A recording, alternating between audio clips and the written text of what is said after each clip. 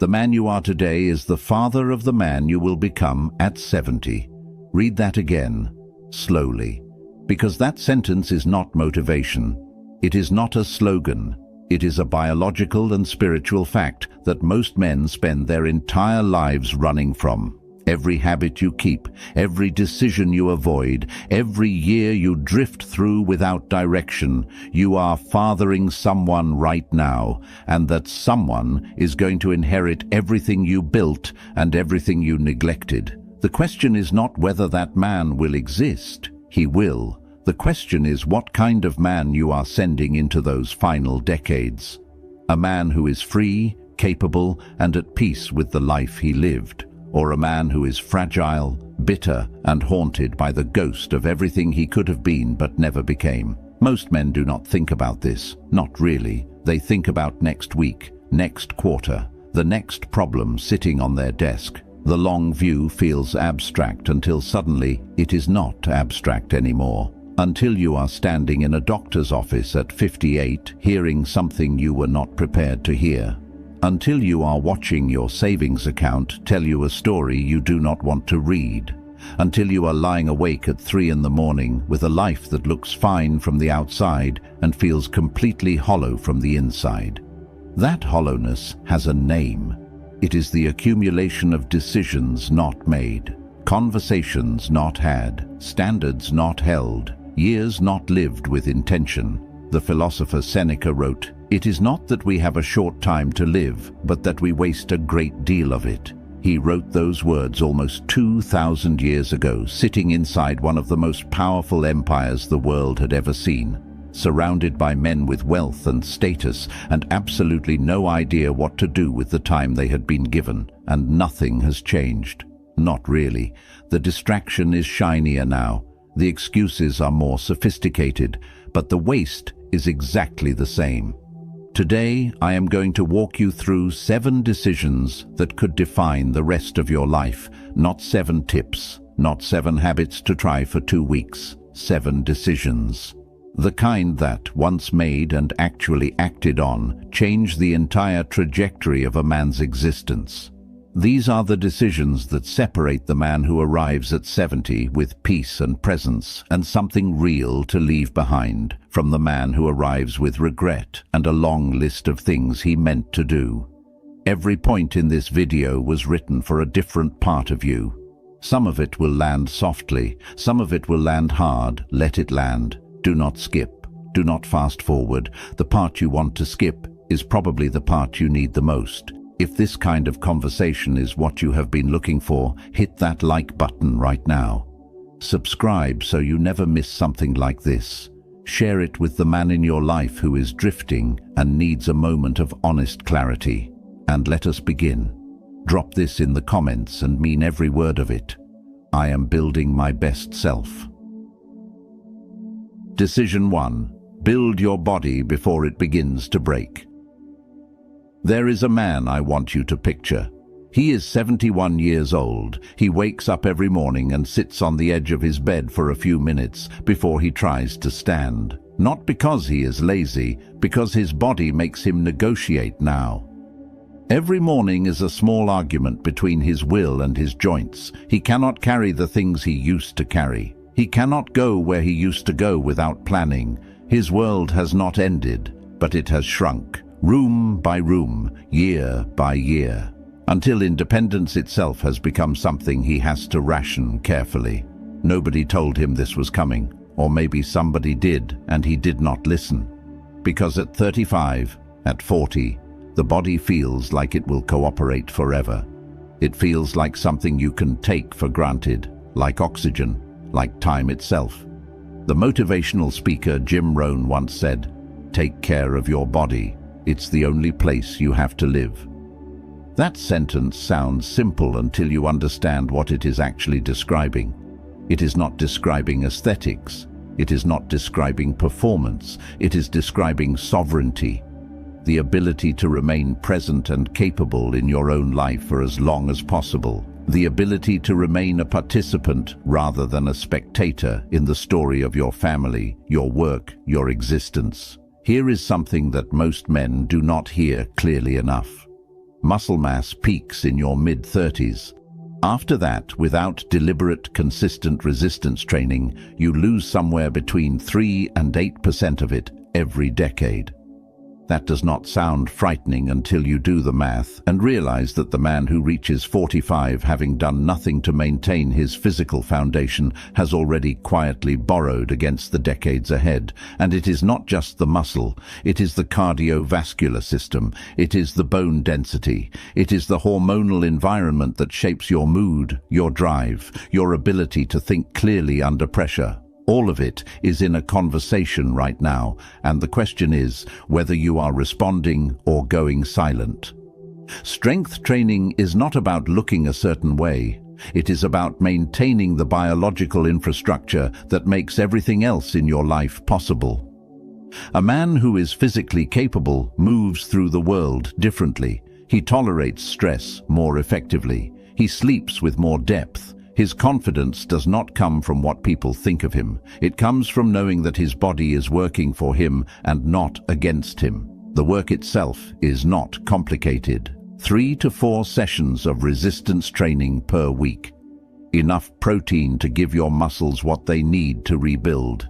Sleep treated not as a luxury, but as a biological requirement. Walking as a daily practice rather than an occasional event.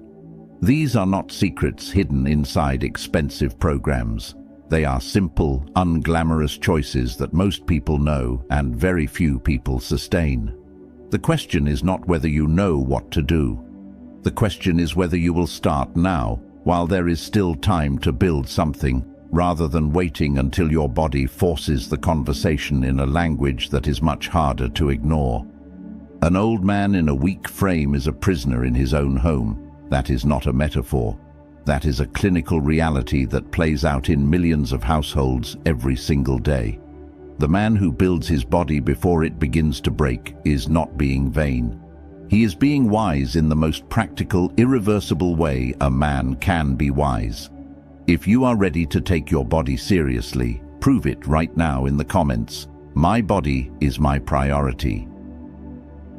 Decision 2.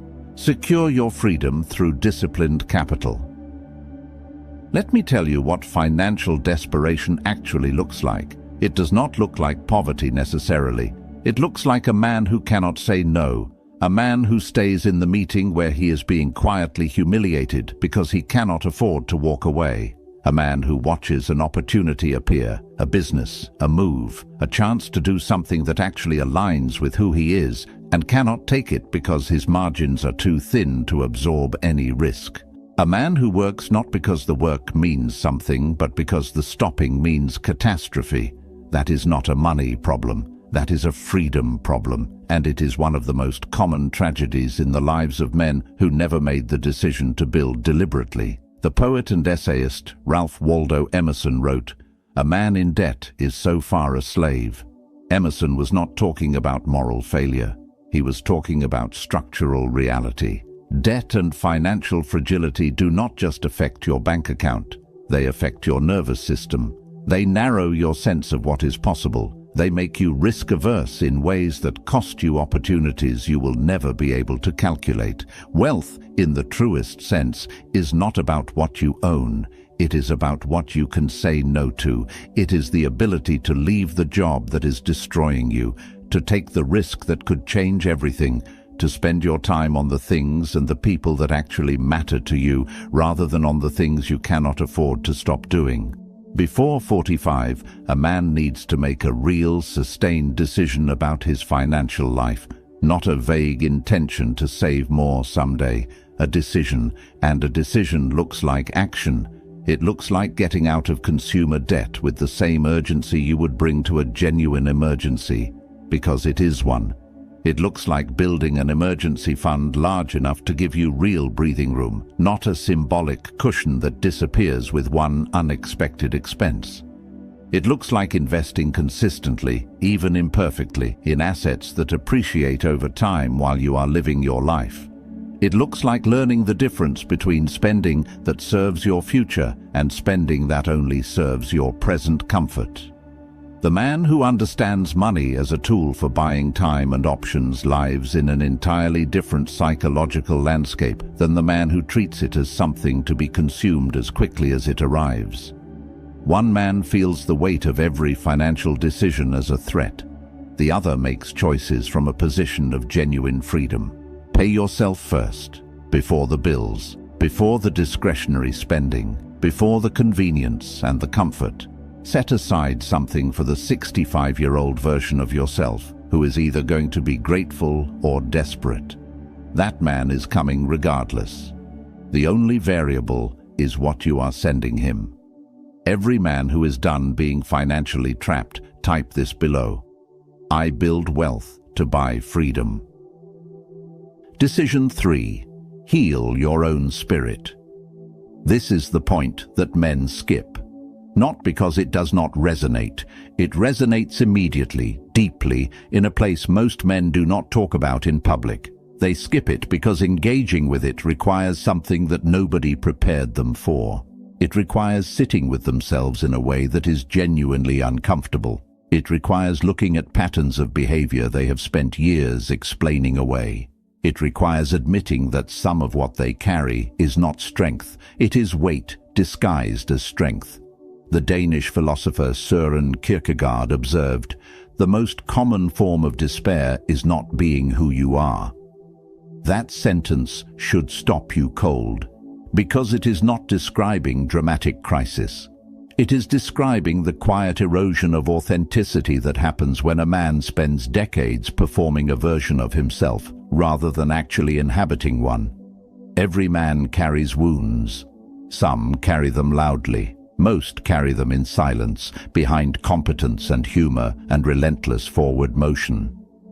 The wounds of childhood, of loss, of betrayal, of being told in 100 small ways that who you actually were was not quite enough. Those wounds do not disappear with time. They go underground. They find new shapes. They come out in the way you parent, in the way you receive love or refuse it, in the standards you hold others to that are really just the standards that were held against you once long ago by someone who had no right to. The man who never does this work arrives at 60 with something that is hard to name but impossible to miss. A low-grade bitterness. A resentment toward life that he cannot fully articulate and that the people closest to him feel like a weather system. He is not a bad man. He is an unexamined one. And the examination he avoided at 35 is now costing him the peace he should be building at 60. Healing is not softness.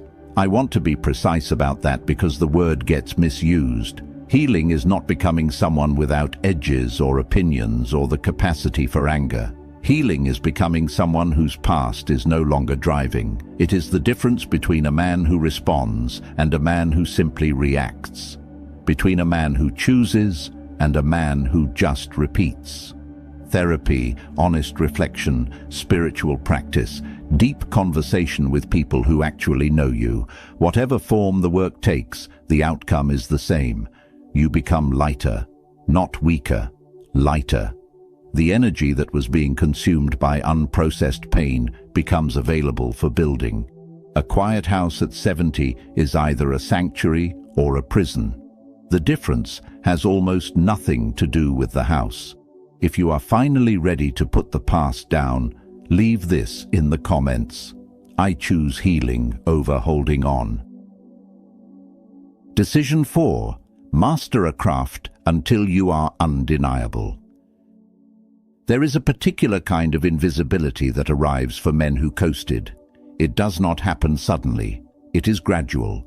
1 year you are a reliable contributor. 2 years later, you are adequate. 3 years after that, someone half your age is doing what you do faster, cheaper, and with more energy. Not because they are more talented, but because they went deep and you stayed shallow. The artist and author Stephen McCraney once said, "The master has failed more times than the beginner has even tried." That sentence matters because mastery is not about talent, and it is not about starting without fear. It is about continuing past the point where most people stop. It is about going through the phase where you are bad at something without quitting. through the phase where you are mediocre without convincing yourself that mediocre is fine, through the long, slow, unglamorous middle where improvement is real but invisible, right up until the day it suddenly becomes undeniable. To be useful is to be relevant. That is not a corporate phrase. It is a fundamental truth about the relationship between skill and security. The man who has built something genuinely rare, a capability that cannot be easily replicated or replaced, has a kind of stability that no title can give him and no layoff can fully take away. His value is not dependent on someone else's organizational chart. It lives inside him. The mistake is breadth without depth. We live in a culture that rewards the performance of knowledge. The man who can speak fluently about many things impresses people at dinner. But impression is not the same as impact. And impact, at the level that creates real security and real meaning, comes from depth. From going so far into something that you begin to see what others cannot see because they stopped too early. Before 45, choose your craft deliberately. Not the thing that sounds impressive. The thing you are willing to be bad at for a long time in order to eventually be undeniable. Leadership, a technical skill, writing, physical craft, financial analysis, teaching. Whatever it is, the path is the same. Show up when it is not exciting. Do the work when no one is watching. Go deeper when the surface becomes comfortable. Skill is the only currency that does not inflate. And the man who knows, when everyone around him is guessing, carries himself with a quiet certainty that cannot be performed and cannot be purchased. It is built in the hours nobody sees. Show me you are serious about mastery. Write this right now. I go deep or I go home. Decision 5. Prioritize character over reputation. At some point in a man's life, if he is paying attention, he starts to notice something uncomfortable. The person he is in public and the person he is in private are not exactly the same. Not dramatically different, maybe. Not dishonest in any grand, obvious way. But there is a gap, a performance layer, a version of himself he maintains for the benefit of an audience that he is not entirely sure he even respects. The civil rights leader Martin Luther King Jr. declared, "The time is always right to do what is right." That declaration was made in the context of social justice, but it carries a personal truth that goes far beyond politics. The right thing in the context of a man's inner life is often the thing he keeps delaying, the conversation he has not had, the standard he has not held himself to in private, the gap he has not yet closed between who he appears to be and who he actually is. Reputation is social. It is what you project. Character is structural. It is what holds when there is no audience. And here is the thing about character that makes it different from reputation. You cannot fake it indefinitely. Reputation can be maintained through performance and careful management of what people see. Character reveals itself in the unguarded moments, in how you treat people who can do nothing for you, in what you say about someone when they are not in the room, in whether you keep your word when breaking it would go unnoticed, in the kind of man your children are experiencing when you are tired and no one is performing. Men who spend their energy building reputation at the expense of character become exhausted in a specific way. They are always managing, always making sure the image is coherent, always keeping the stories straight. And there is an anxiety underneath that life that no amount of external success fully quiets, because they know, in the place where you always know, that the foundation is not solid. Men who build character live lighter, not because their lives are easier, but because they have less to maintain. The private version and the public version are close enough to each other that there is no cognitive weight involved in being themselves. A man with a clean conscience sleeps on stone as if it were silk. That image has stayed with me for years because it describes something real. The most materially comfortable life built on internal dishonesty produces less genuine peace than the simplest life built on something true. Before 45, close the gap. Not perfectly, that is not the standard, but genuinely. Look at the places where your private self and your public self diverge and ask what it would cost to bring them closer together. The cost is almost always less than you fear, and the relief is almost always more than you expect. If you are done performing for people who do not matter, type this: I choose character over applause. Decision 6. Let go of the trivial. By the time a man reaches 45, if he has been at all honest with himself, he has accumulated a fairly clear record of what his energy has been spent on. And a significant portion of it, for most men, went to things that did not matter, arguments that produced nothing, grudges that outlived their relevance by years, the obsessive tracking of what someone else was building, earning, or saying, the need to win exchanges that no one was watching. The replaying of conversations that ended long ago with people who stopped thinking about him before the week was out. The Roman emperor and Stoic philosopher Marcus Aurelius wrote, "You have power over your mind, not outside events. Realize this, and you will find strength." Marcus Aurelius was not writing philosophy from a comfortable distance. He was writing it while running an empire, managing wars, navigating betrayal, and watching people he loved die. He was writing it from inside the chaos, as a reminder to himself that the only domain he could actually govern was the one between his ears.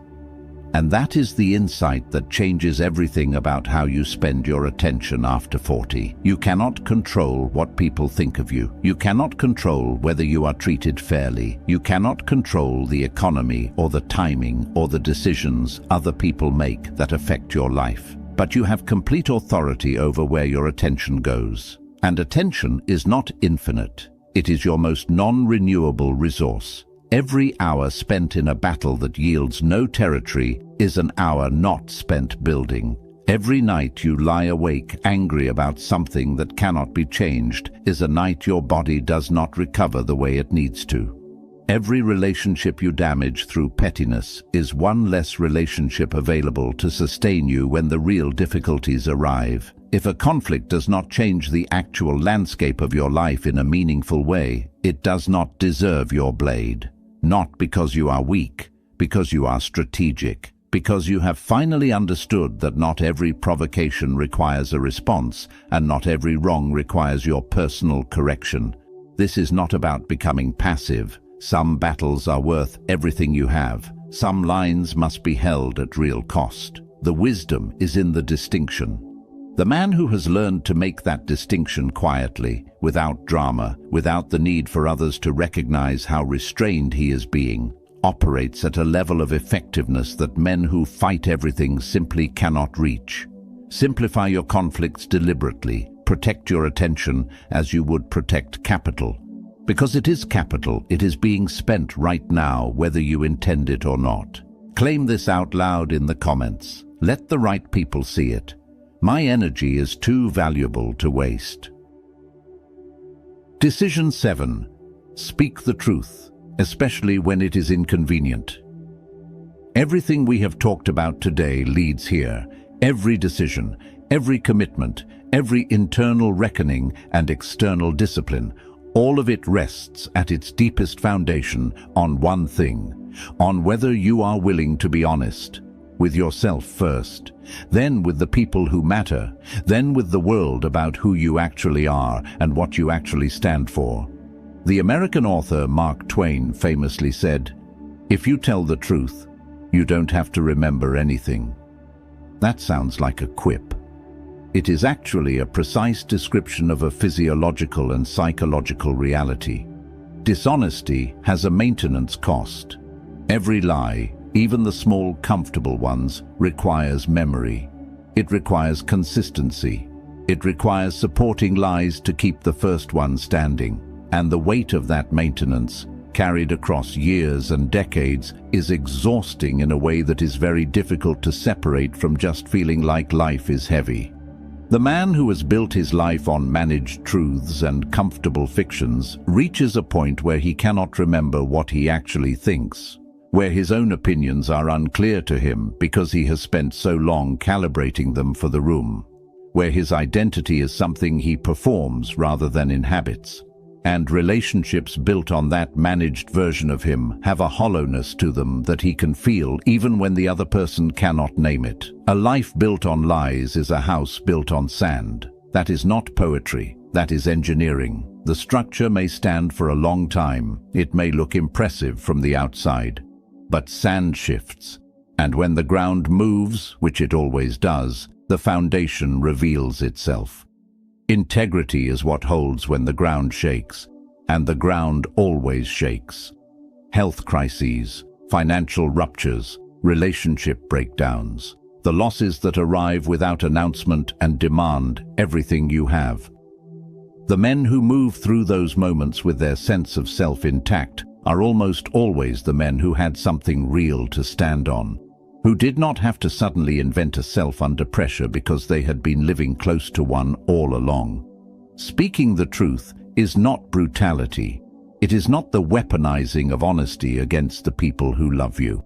There is a false version of truth-telling that is really just selfishness wearing philosophical clothes, and it causes more damage than the silence it replaces. What it is, in its genuine form, is the willingness to have the real conversation.